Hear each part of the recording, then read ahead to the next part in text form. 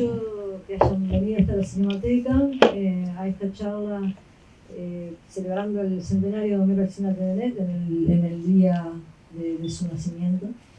Quiero agradecer a Elio Gandolfo y a Fernando Martín Peña por haber aceptado la invitación y por estar aquí en esta mesa, que son ellos los que van a contarnos, hablar de su amistad con Homero, de sus críticas, de sus experiencias como periodistas, bueno, todos. Así que yo les paso a ellos la palabra y bueno, estuvimos como media hora diciendo quién iba a hablar después y no llegamos a ninguna conclusión. Nosotros somos tres.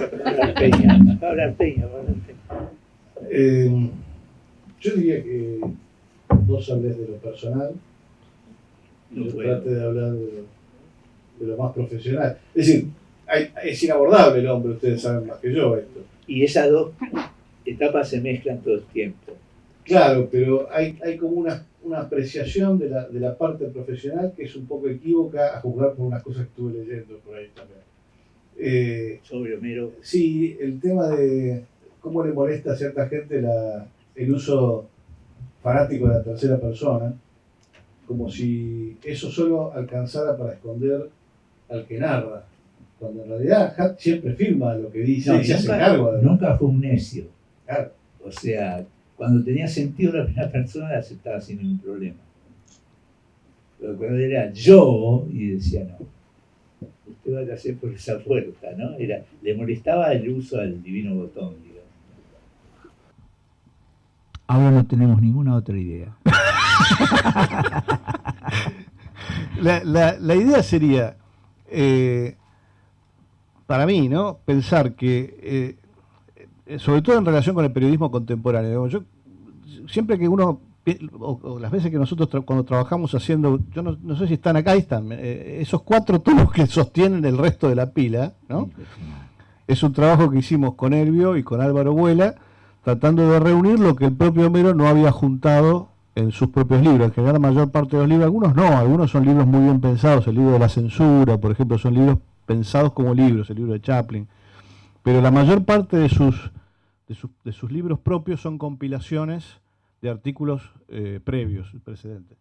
Y lo que nos parecía era que había muchísima obra de él que había que juntarla porque si no estaba muy dispersa, no se conocía. Y además él se negaba a releer nada suyo anterior a 1950. Él decía que no se hacía cargo de nada de lo que hubiera escrito antes de 1950. Entonces sabíamos, cuando empezamos el trabajo ese, que él lo hubiera desaprobado por completo.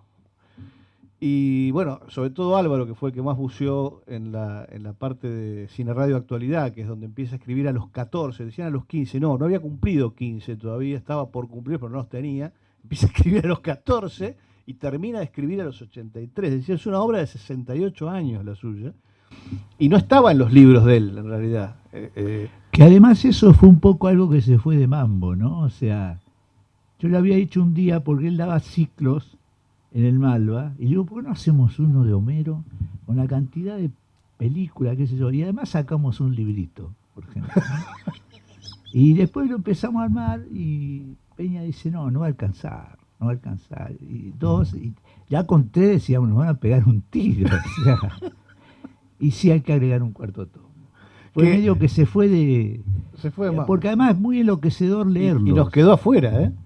Cada uno de ellos tiene tal cantidad de cosas distintas, fotos geniales, las notas de Homero sobre la novela de Onetti, está muy bueno.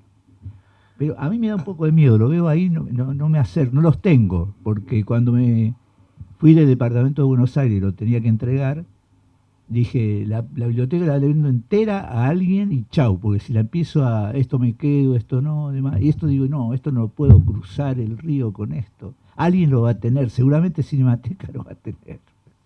Aparte corres el riesgo de que si se te cae te parte un pie, ¿no? Sí. Que se te cae encima. ¿Cómo era un día de trabajo con él? Vos que compartiste muchos. Muy diverso, o sea, era muy variado. Yo lo que puse una nota que saqué ahora en la diaria, que cuando yo me acuerdo de cosas muy específicas de Homero, no me acuerdo de lo que la gente cree que uno se acuerda. Cree que uno se acuerda de instrucciones precisas. Yo mismo tenía una visión de él como una especie de enfermo que se la pasaba anotando datos. Y un día me dice, no, todas las revistas anglosajonas tienen índices. No necesito anotar nada. O sea, tenía 6 o 7 revistas y tenía ya todo fichado. No tenía que andar buscando. Y como jefe, ahí anoté 2.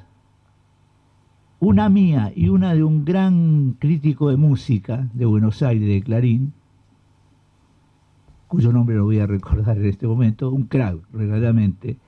Homero cruzó a dar una charla en el Bafisi que dirigía él. Y los 3, él, el crítico de música y yo, fuimos a un bar frente a sobre Corrientes. Y cuando Homero se va al baño, el tipo aprovecha y me dice, este sí que es un maestro. Esa fue una de los ejemplos de que el mejor jefe es el que facilita las cosas en vez de complicarlas, ¿no?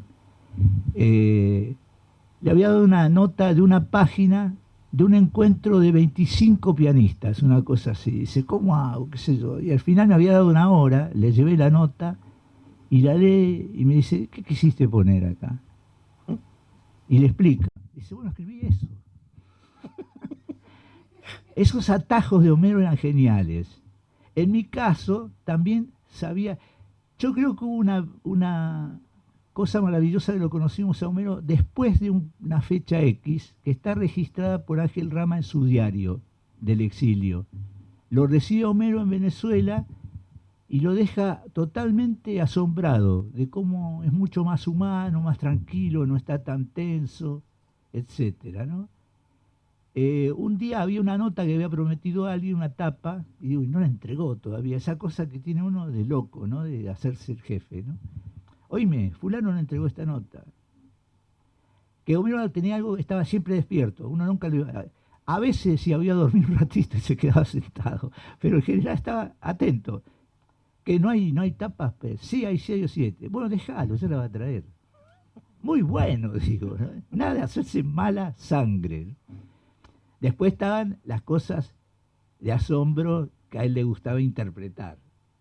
Por ejemplo, ¿sabes qué día fue el 25 de mayo de 1810? No, así decía, martes. Tenía un sistema que... Además venía después la discusión si era antes o después del calendario gregoriano. Eso le encantaba, esas pajerías. Y después en general tenía un sistema, nos combinamos muy bien en algunas capacidades, digamos. Yo como tipógrafo y trabajador en una imprenta durante 15 años y diagramador, armador y todo de una revista literaria durante 8 años, sabía cómo, y admirador total de las revistas en general. Yo soy un admirador de cualquier tipo de revista bien hecha, ¿no? Yo sé que una revista tiene que tener una parte de picadillo al principio, y armamos una grilla que no se movió nunca. Aún hoy, que es el resto del cultural lo que sale, que es poco, sigue manteniendo alguna de esas cosas. Y él era muy práctico. Se hacían carpetas con página y número, había un diseño malo al principio, después se mejoró. Inclusive los diseñadores querían hacer la de ellos. Que Homero en eso no se opuso él, me opuso yo, pero le gustaba oponerse a los diseñadores. En página 12 tuvo líos todas las veces que se le iba... Decían, no, esto hay que cortar estos 3 párrafos para meter un pedazo más de foto. Se agarró a piñas prácticamente, ¿no? Y después terminó funcionando todo como un engranaje bien pensado, o sea, demoró muchísimo en salir, casi un año. Homero estaba desesperado, se trepaba a las paredes. Digo, oíme, es un diario grande, de acá que encajen un suplemento nuevo en la máquina que entra. Había jefes de esas secciones que después, con todo lo que pasó digital y demás, desaparecieron, pero dejaba ser, sobre todo. Cada uno, yo creo que le sacó el jugo a casi todos los colaboradores en lo que hacían mejor. Y en la parte... ya era muy divertido, era un tipo increíblemente divertido. Muy, muy, muy. fuera de lo común. O sea, yo ahí conté una anécdota en la nota que es, con mi hermano fuimos a ver una película de Iván Sabó, que hace tomas circulares, ¿no? Toda la película. Esta era, se pasaba de rosca por completo. Era en el sindicato de choferes, que ahí hoy tiene un piso arriba. Nosotros fuimos abajo con mi hermano. Estaba mi hermano acá, fuimos los tres. Lo salimos a buscar y sale Homero de arriba y empieza a girar como un loco. Y baja girando y no decía nada. Y los tres nos empezamos a reír sin parar, ¿no? Después tenía instantes de mal humor, obviamente, muy claramente expuestos. O sea, no era alguien que ocultaba lo que pensaba. Cuando dejó de fumar, ¿no? Además. Sí, pero no demasiado. He visto ejemplos peores. Mi padre, por ejemplo. Parecía un psicótico. Se arrastraba por los rincones con las cejas altas. Y jamás impuso la transformación final de Homero, creo que fuera de convertirse en un maestro de periodismo, no de crítica de cine. Es que ese es el punto siempre equivocado, me parece. Él se pensaba periodista antes que crítico, es decir, la crítica la concebía dentro del Sí, periodismo. pero durante mucha época lo que producía era crítica de cine, pero cuando dirige algo, Bueno, tiene pero ideas la muy... página del País, él la dirigía, escribía Claro. crítica, pero la concepción de página, con la persona que escribía de teatro, la persona que escribía de música, y el diseño de la propia página eran de él. Bueno, lo que pasa que la foto que hay de cuando arrancó a los 15 es Homero un poco más joven. Tiene el pelo igual, es increíble. ¿No? Y una cara de, Y además me voy de- a comer a todos. Alguien ¿no? que le piña, una cosa así, ¿no? Una cosa así. Que le reconoces la actitud ya de jovencito. Y además tenía esa cosa brusca, que a veces le afloraba, pero muy de vez en cuando. En la vieja época al parecer era una cosa permanente. Una de las anécdotas era va a la casa de un amigo y el hijo estaba jugando con una matraca. Y Homero lo mira, al final le saca la matraca y la parte en dos. Un pedagogo, claramente. Alguien que quería que aprendiera, chiquitín. Además tiene un tío, el amigo terrible, ¿no? Otra vez viene una persona que se dedicó a otra cosa después y ha sido importante acá para hacer notas. Y estaba nervioso y jugaba con un llavero mientras hablaba con Homero. Y en un momento Homero le dice, lindo el llaverito, ¿eh? ¡Cha! Claro, el tipo salió arrastrándose prácticamente. Y después daba consejos todo el tiempo. Estuvo una sola vez en mi departamento, él vio, vení, se había ido a bañar, ¿no?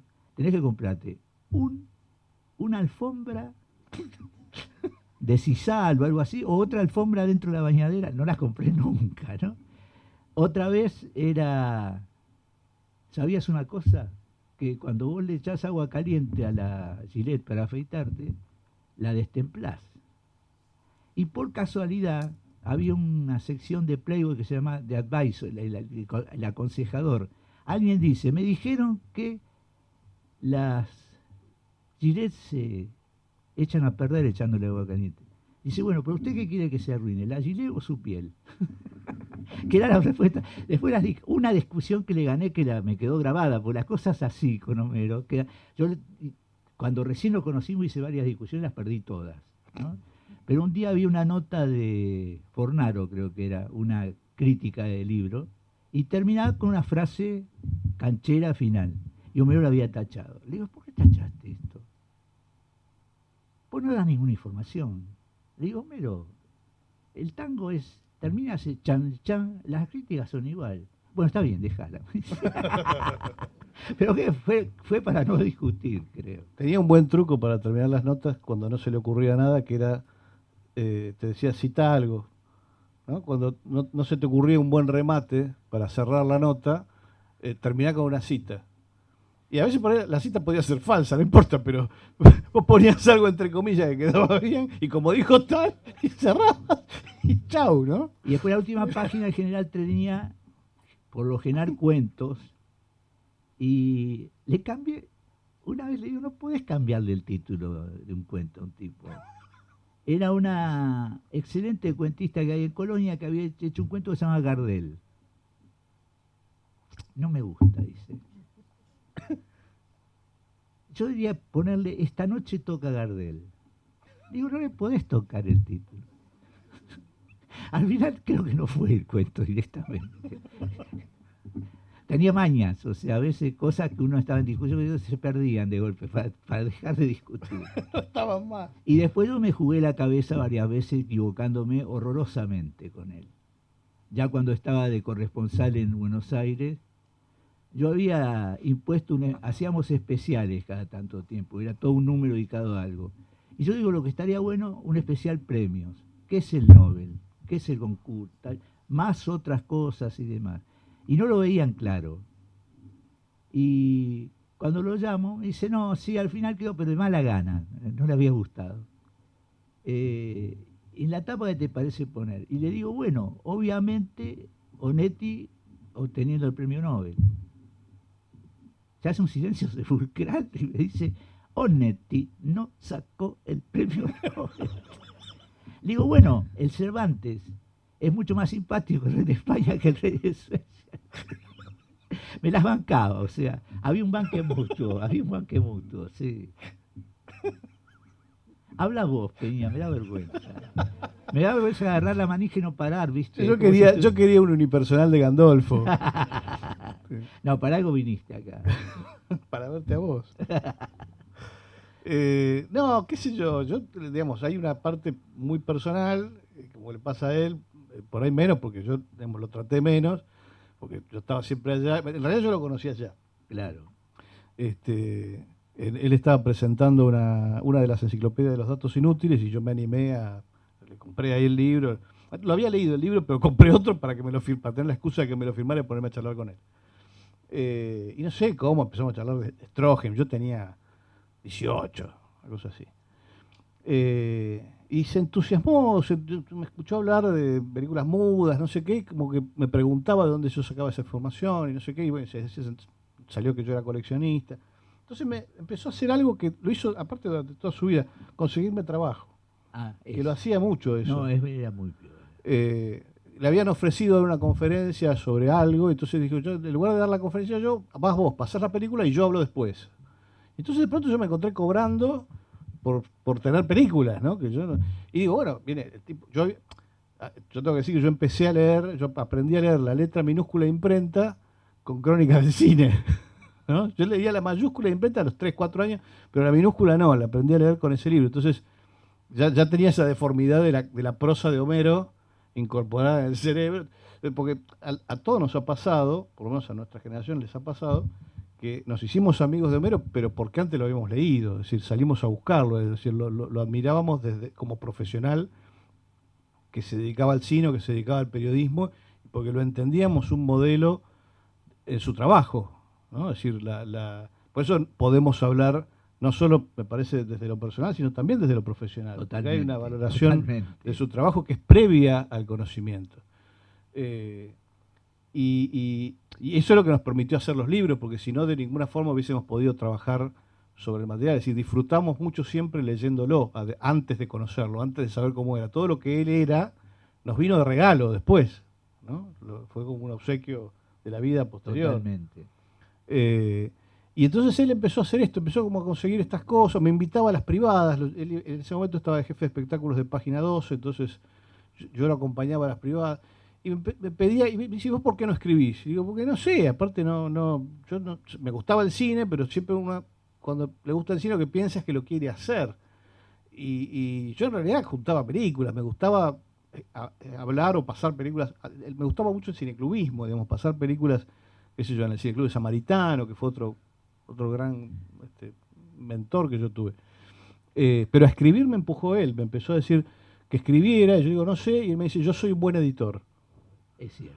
Y entonces me propuso un tema que era, no sé, la restauración. Había todo un movimiento en ese momento de restauración de películas, se había restaurado Lores de Arabia, digamos, varias películas clásicas estaban presentando en copias nuevas. Entonces me pidió que escribiera sobre eso para Página. Un día él sabía que yo trabajaba en el Instituto de Cine, entonces me vino a ver donde yo trabajaba con fotocopias de revistas en inglés sobre recientes restauraciones. O sea, me vino a traer la bibliografía, ¿se entiende? Para que yo me documentara sobre el tema. Lees inglés, me dice, ¿no? Y yo digo, sí, claro, más o menos leía, pero ¿qué le iba a decir? Y entonces escribí la nota. Y no me la publicó, me la devolvió como a las 2 semanas reescrita por él. Y con un gruñido. ¡Paf! Así. Y entonces, claro, yo entendí que lo que tenía que hacer era comparar mi original deprimente, digamos, con el texto de excelencia periodística que él había compuesto, con los temas míos, ¿no? Y estaba todo reescrito, cambiado de orden, y ahí fui como entendiendo cómo venía la mano y cómo había que laburar. Jamás me publicó nada, me siguió pidiendo cosas, pero nunca me publicó nada en página. Después él se fue de página, vino acá, fundó el Cultural, seguimos en contacto en esa época por carta, no había ni mail. Y desde acá me empezó a pedir, por ejemplo, Buster Keaton. Ah, mira. Y entonces yo le escribo a Keaton y sale todo cambiado, ¿no? Pero fue la primera vez que me publicó. Uno, no sé qué número sería, pero de los primeros. Y así durante 2 o 3 años, hasta que de pronto vi que la nota mía salía casi tal cual como yo la había mandado. Entonces dije, bueno, me recibí, ¿no? Ya Claro. cumplí con la academia.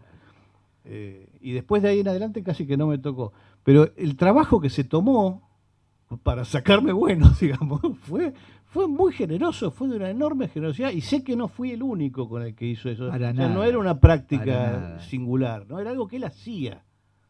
Se le notaba a este crítico de música, que no me sale el nombre, que tenía un agradecimiento por él impresionante. Además, en ese diario En La Razón, Timerman lo dirigía, dio la orden de que el portero no lo dejara entrar cuando lo echó, ¿viste? Esas cosas se banca, Homero. De página se fue en parte porque cuando sacó la crítica Sin Alamar al Límite, la Sur. última película de Solana, Sur, no le el voy- director del diario escribe una nota. Eso no se hace. Eso lo vi todo de cerca. La Nata publica una nota a favor de la película que a él no le había gustado. Exactamente. Entonces dice, bueno, si el director del diario no confía en su crítico de cine, entonces no necesita a este crítico de cine. Se fue. Quedó como colaborador y le renunció a la jefatura de la página. Y empezó a ver cómo hacía para volverse a Uruguay. Porque además sospechaba que iba a ganar Menem y decía que si gana el peronismo, yo me voy a la Argentina. Yo lo conocí en la Feria del Libro. Acaba de sacar, no sé si la segunda edición de la primera enciclopedia de datos inútiles o ya la segunda, creo que fue eso. Y había 2 o 3, le hice una nota larga acá en La Razón y le marcaba que es la tentación eterna con Homero, marcarle errores, ¿no? Todo el mundo quiere. Y me los discutió a muerte. Venía una opinión de un historiador famoso español que en una larga historia del mundo, una cosa así, mencionaba que el telón de acero fue un invento en realidad de... Ahora me olvidé si era uno o el otro, pero era lo contrario de lo que uno piensa. Uno piensa que es como algo que le echan en cara, pero lo decía la propia Unión Soviética de que había que poner teléfonos de acero para no entrar el... No es así. Le digo, bueno, pero fulano, vos si querés confiar en un historiador español, confiad. Y después, Menem gana. Esa noche yo anduve por Buenos Aires dando vuelta con un amigo y finalmente recalé en página 12. Y estaba Homero ahí y me dice que tenía algo como de mirar el panorama siempre, esto, ¿no? Ahí me dice, Elvio, sí, vos y yo vamos a terminar sacando un suplemento en Montevideo. Fue tal cual, demoró mucho, pero fue muy entretenido y terminó siendo un producto muy bueno, que tenía 12 páginas y llegó a tener 16, que yo nunca vi un suplemento más largo. Y siempre había para llenar el material. Inclusive tuve que aguantar una agresión cuando se hiperachicó el suplemento en la calle, que mi nieto quedó pensando, ¿qué será el otro tipo? El tipo viene, se me dirige a mí más alto y me dice, usted trabaja en el Cultural, trabajaba en el Cultural del país, sí. ¿Por qué lo cerraron? Le digo, yo qué sé, por plata. No, pero ¿cómo van a cerrar lo que está mejor hecho del diario? Empezó a gritar. Digo, bueno, voy a esperar que se descargue y lo dejo seguir caminando. Obviamente yo opinaba lo mismo, pero obviamente este sistema no es como uno quiere que sea, ¿no? Es que ahí está, me parece, la capacidad de él. Es decir, en su momento, con la página de espectáculos del país en los 50, cuando la asume él, y después con el cultural, es la capacidad para intervenir en un medio masivo y por lo tanto pensar en la función del periodismo como cosa útil y formativa, que es algo que cada vez está No, pero además más eficaz. postergado, Él tenía ¿no? una cabeza que buscaba la eficacia siempre. Acá inventó la opinión de la noche del estreno. Alguien el diario iba, hacía la nota. La primera impresión de la noche. Exacto. Primera impresión de la noche. Un Venía el invento, estreno, un invento perfecto. La gente rechocha compraba el diario y lo leía cuando salía del teatro, porque salía a las 4 o 5 de la mañana, ¿no? Ahora, no le gustaba a todo el mundo eso. Había una pareja de productores que habían estrenado algo y saca la opinión de la noche y la hace pedazos. O sea, y se lo encuentran a Homero, un tipo grandote, le dice, Homero, hubieras esperado 2 semanas, dejanos recaudar algo, una cosa así. Y Homero, que en eso yo creo que era mucho más así antes, fanfarrón era. O sea, saca una viroma del bolsillo y dice, yo me defiendo con esto. Y el tipo le dice, yo me defiendo con esto y lo tumbó de una piña. ¿Y quién me lo contó eso? Uno de sus mejores amigos, Sabat, que éramos muy amigos, una persona fuera de serie, que un día me llama a casa y me dice, Elvi, ¿vos estás ocupado ahora? Le digo, no. ¿Te puedo contar algo? ¿Viste que se murió Pauline Kael? Acá los muchachos del diario, por suerte, el New Yorker me lo traen el día que sale en Nueva York. Y le mandé una fotocopia de la nota a Homero, una nota larga que sacaron. Y me llama y adivina qué me dijo. Digo, no sé. La página 3 está mal copiada, por favor mándamela de vuelta, y colgó. Entonces hace un silencio y me dice, ¿a vos te parece? ¿A vos te parece? Y me contó la anécdota esta, ¿no? Y después, cuando hizo la despedida, que murió Homero en Clarín, usó la palabra, me dice, ¿sabes qué es Homero a veces? Una palabra muy específica del idioma argentino. Y la puso en la nota de él. Pido perdón por los pedazos que no menciono, pues parte de la memoria confusa de una persona de mi edad. No es un pelafustán, pero algo por el estilo. Petimetre. Un petimetre. Hace la nota, una nota corta, muy sentida, y le pone, era un petimetre, ¿no? Y ya está. ¿Qué más quieren? Ni pagaron, ni nada. Dale vos. Yo. No, bueno, eso, que me parece que esa zona de esa capacidad para utilizar el periodismo, el potencial formativo del periodismo, él la tuvo más clara que nadie, ¿no? Y que es lo que hace que su trabajo siga perfectamente vigente. Es decir, pertenece a una concepción idealista del periodismo, está claro, y sobre todo en los tiempos que corren, donde no existe más esto, es decir, ya es una cosa funcional a determinados intereses y muy poca cosa cumple ese trabajo formativo. Pero en ese contexto es en el que me parece que hay que entender lo que él hizo, porque una cosa era lo que escribía para un medio masivo, y para eso también él depuró esa herramienta extraordinaria que era su prosa, porque si uno lo lee en la época de Cine Radio de Actualidad, es otro tipo escribiendo. Sí. Es decir, construyó, digamos, su forma de escribir en función de ese espacio en el que cada centímetro contaba y en el que cada palabra era importante, ¿no? A mí me hace pensar un poco esa forma de trabajo suyo en otras cosas que él admiraba, que trabajaban con el mismo tipo de estructura. Es decir, el jazz de los 20, ¿no? Que vos tenés una melodía marcada en la que no podés moverte mucho, pero está el solo, ¿no? Y entonces él amaba a Bix, por ejemplo, a Bix Beiderbecke. Y lo que él hacía con su prosa era eso, dentro de un marco muy preciso, muy definido, muy acotado, el virtuosismo.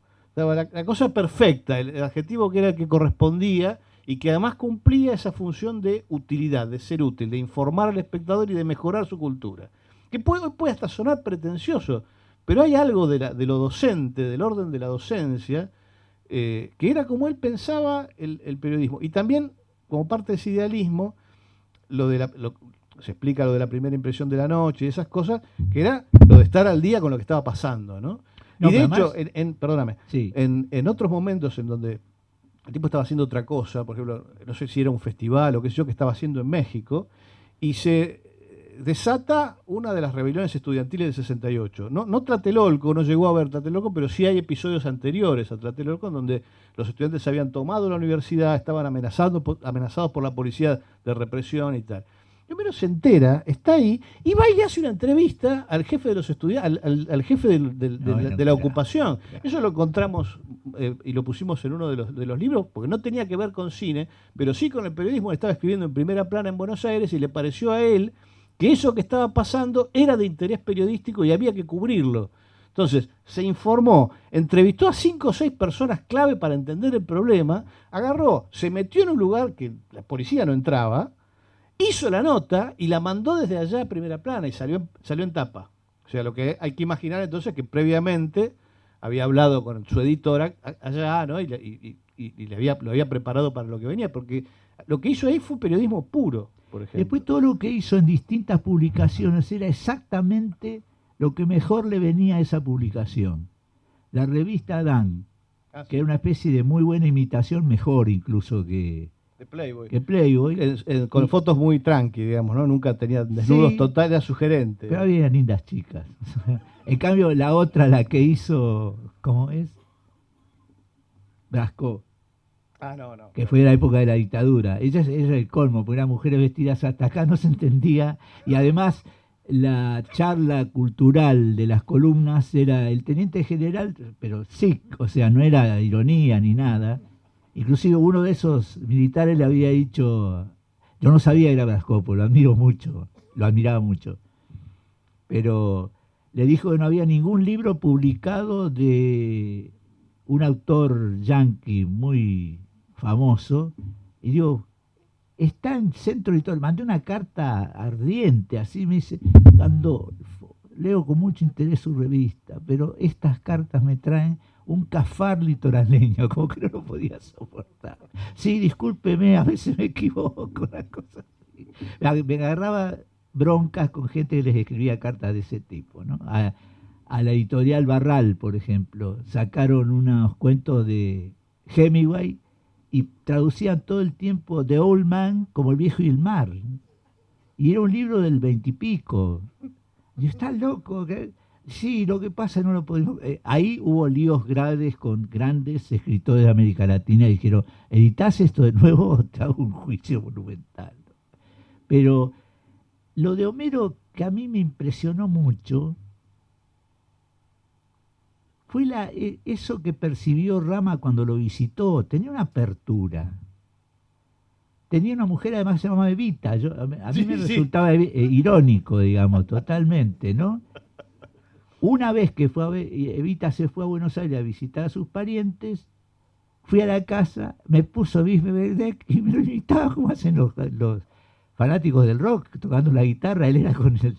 Digo, esto tengo que tener una filmadora. Fue excepcional, excepcional. Y después, raro los saberes que tenía. Había cosas como él, esto fue acción. Vio algo, lo cubrió impecablemente. Pero después hablando a veces. Y después tenía sectores de él como un poco, no, tímidos no se puede decir, pero tenía una cierta desconfianza de sí mismo con la literatura que nunca la entendí. Pues todo lo que me recomendó en el cultural, por ejemplo, al año sacamos un especial de cuentos. Y un día me dice, mira, léelo, porque es muy largo, pero léete este cuento de Scott Fitzgerald. Debe ser uno de los 2 o 3 mejores cuentos de Scott Fitzgerald. Y así, en todo lo que tenía que ver, yo creo que debe haber sido, yo calculo, hay algo que figura ahí en los libros, que es una vez que Maggi se atrevió a criticar a los del 45 en marcha y recibe una lluvia de ácido.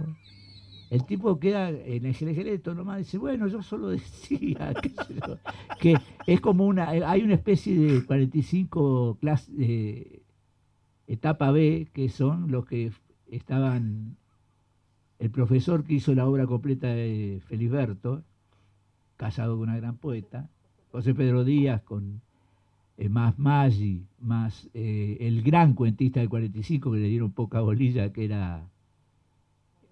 No, ese es más o menos.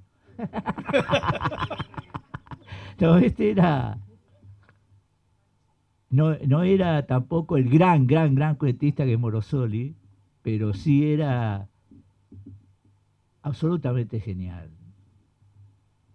Casado también con una poeta, eran pareja que se casaban. ¿Cómo? Arregui, Mario Arregui, que tiene 6 o 7 cuentos, es de lo mejor que hay en América Latina de cuentos. Y que todos demoraron una serie, porque no eran del centro, digamos. Había como 2 grupos diversos.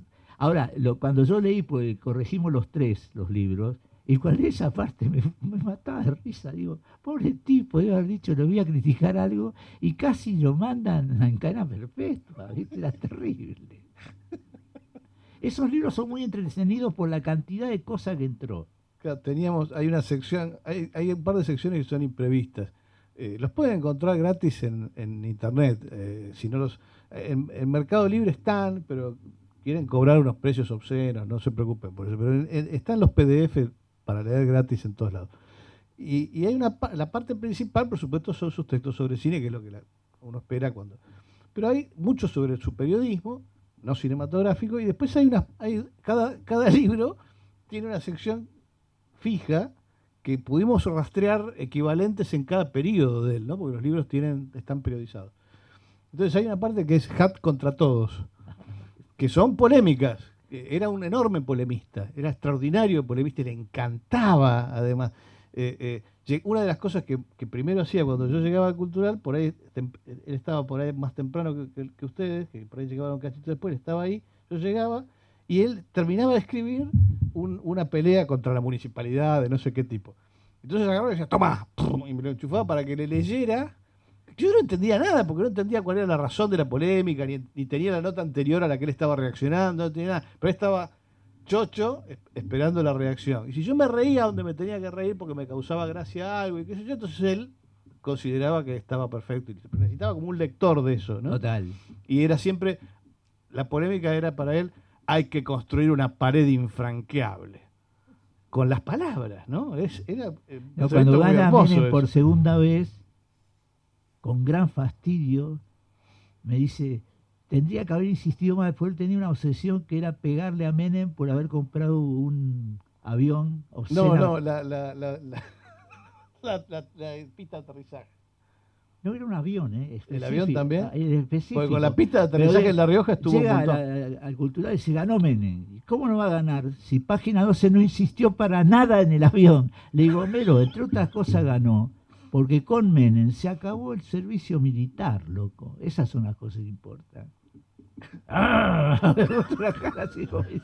El mundo tiene que funcionar de otra manera.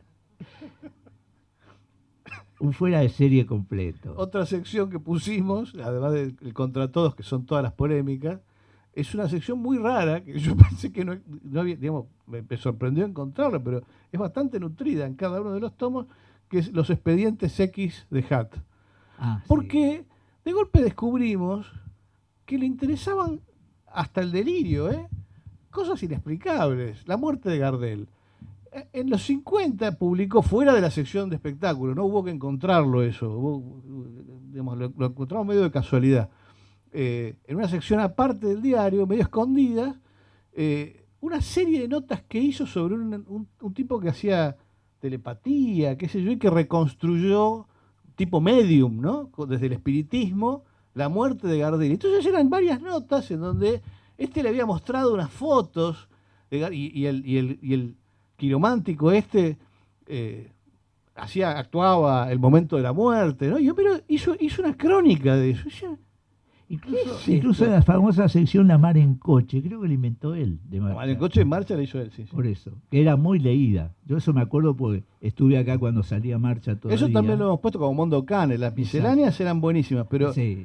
los textos sobre cosas inexplicables, los platos voladores, encontramos también textos de él sobre los platos voladores, que vos decís, bueno, seguramente como positivista que era, no debía creer, pero como el agente Mulder quería creer, ¿no? Es interesante. No, el tipo que es totalmente racional cree en cualquier cosa. Eso es clavado, digo. Claro. Se tiene que salvar de alguna manera o se pega un tiro, digamos. Ahí está, ahí está. Guillermo, ¿cómo te va?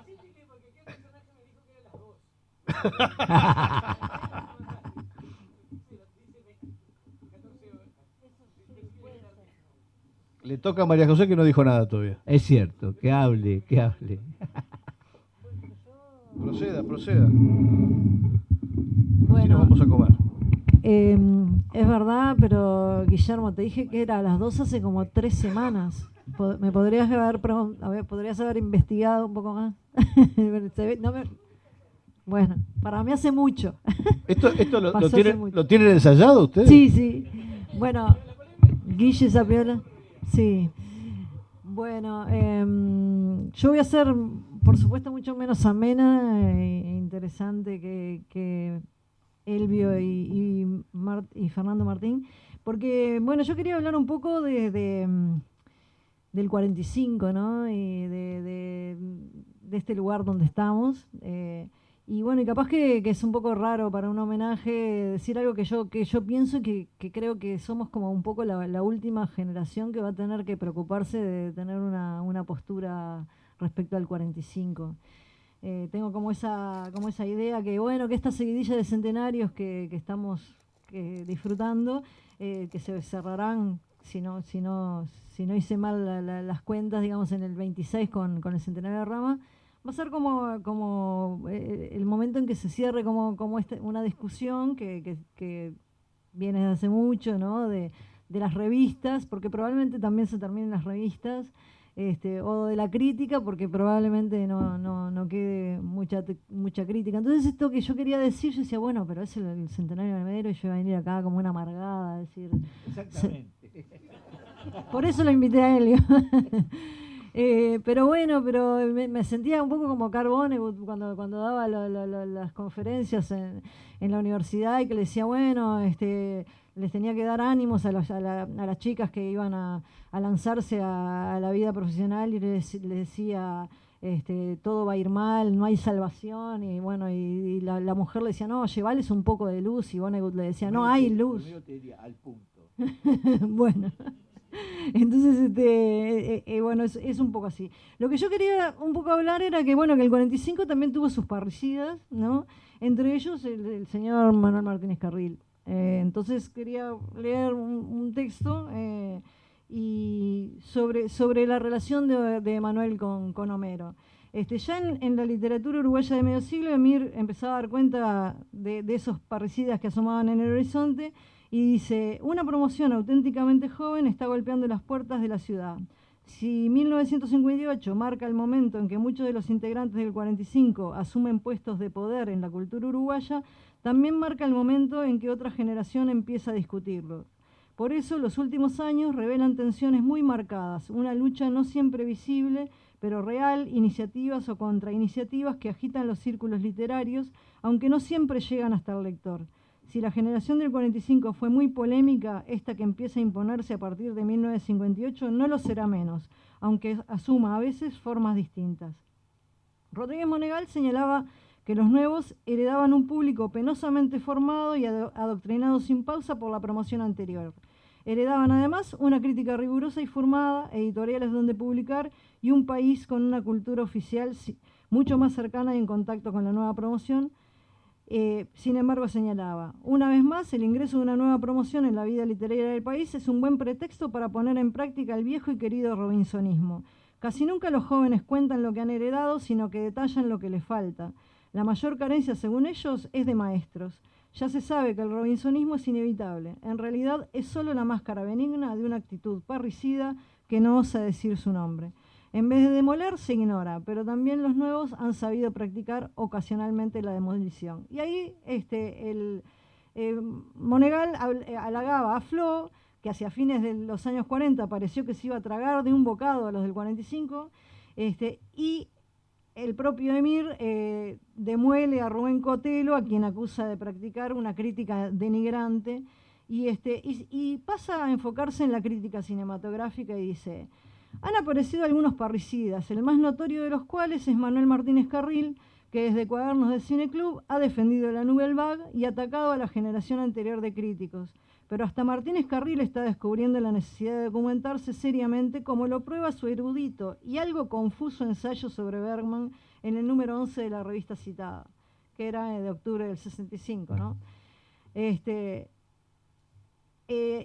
bravo, ¿eh? Sí, era bravo. El artículo de Manuel de la Nouvelle Vague es realmente brillante, ¿no? Yo lo tengo acá, lo leo antes de acostarme todos los días. No, un rato, porque realmente es brillante. El artículo André Bazin dijo que querías leer más cosas de ese muchacho. ¿Cómo? André Bazin dijo que quería leer más cosas de ese muchacho.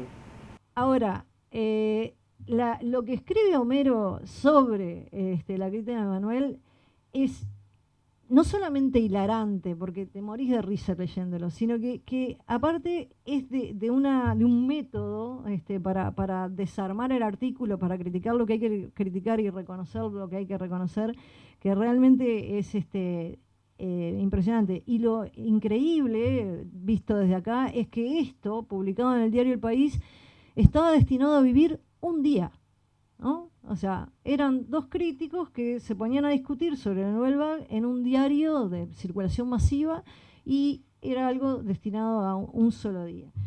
Entonces, Manuel debe haber tomado debida nota de los reparos de Homero, porque salvo algunos chisporroteos ulteriores, es la única persona que en Cinemateca, tanto Sapiola como Manuel, como Eduardo Correa en el Centro de Documentación, llamaron invariablemente maestro, y de ahí el título de esta charla, porque era lo que contestaba. Pero Manuel y el cine siempre se adoraron.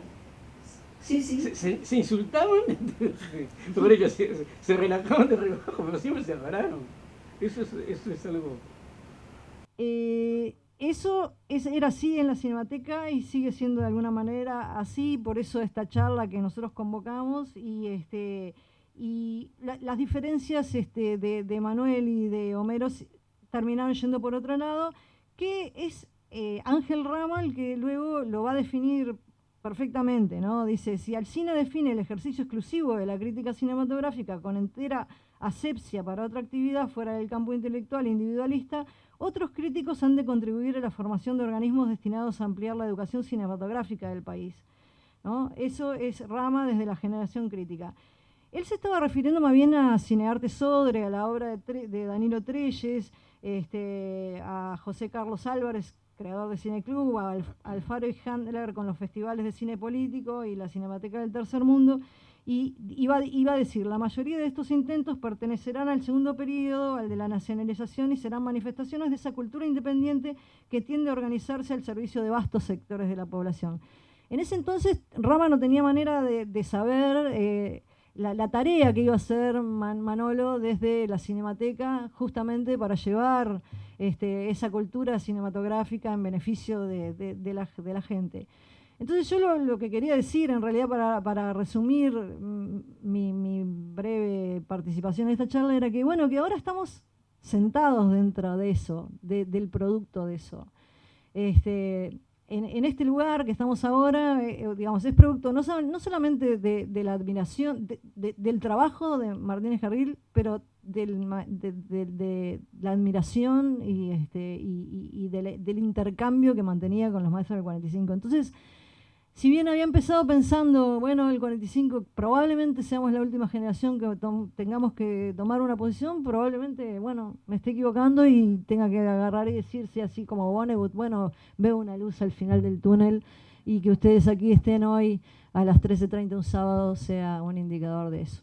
Así que, bueno, eso era lo que yo quería decir. No sé si ustedes quieren seguir contándonos más de Homero o si nos vamos a almorzar. Una sola cosa más querría decir, solamente porque hay un testigo de esto, que es que esa desconfianza entre generaciones, yo me tocó verla de cerca dando clases en la ORT en los 90.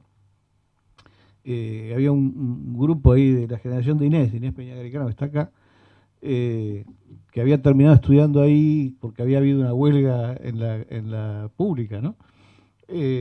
Y estaban todos bastante golpeados, venían, pero al mismo tiempo entusiastas. Y en un momento yo planteé de si lo conocían a Homero. Vos por supuesto lo conocías por tu madre, pero los otros no. Y había como una cosa, no, ¿qué lo va a traer a Homero acá, no? De entrada. Y se lo planteé a él, me preguntó si eran demasiado insolentes. Yo dije, no, me parece que son respetuosos, qué sé yo. Pero me dijo que venía. Y al principio la charla fue difícil, porque medio que no se animaban a preguntarle nada. Y bueno, yo empecé el diálogo yo y después siguieron ustedes, siguieron los chicos, ¿no? Y le preguntaron de todo, y no solo le preguntaron de todo, terminó la hora de clase, y nosotros tradicionalmente nos íbamos a comer a un lugar que se llamaba el Lobizón, que muchos de ustedes seguramente recordarán, y Homero vino con nosotros. Y se quedó hasta, no sé, las 2 de la mañana.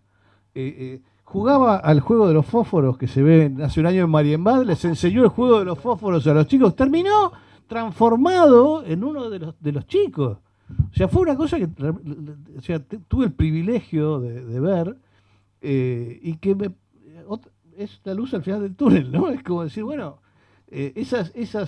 las diferencias y los parricidios y los debates, yo creo que son imprescindibles, son necesarios, sobre una base de respeto, ¿no? Sin mala leche, para entendernos mejor.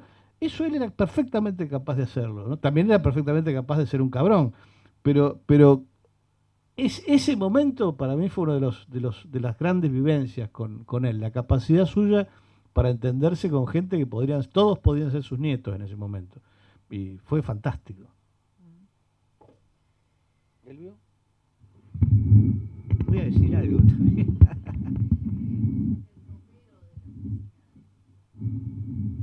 ¿Cómo?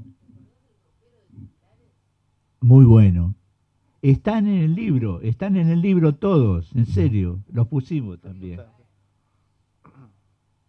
Recortaba títulos del periodismo en general que no le gustaban, que le parecían que eran incomprensibles, ¿no? Y los ponía como ejemplos de lo que no había que hacer en el ropero del cultural.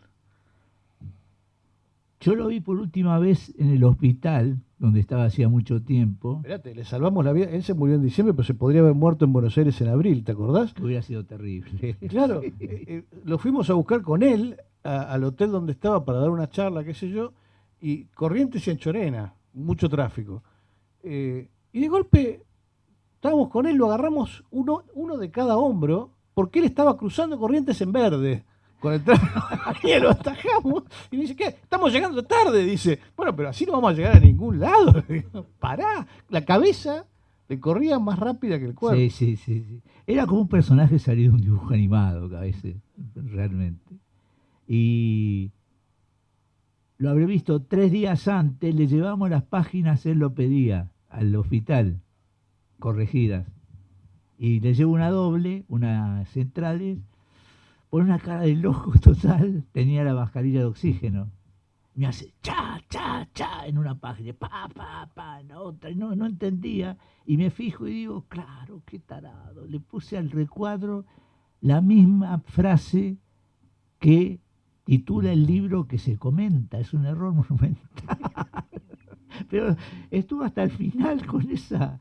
Y a su vez, las exageraciones que se han hecho de Homero, yo no viví casi ninguna. O sea, francamente.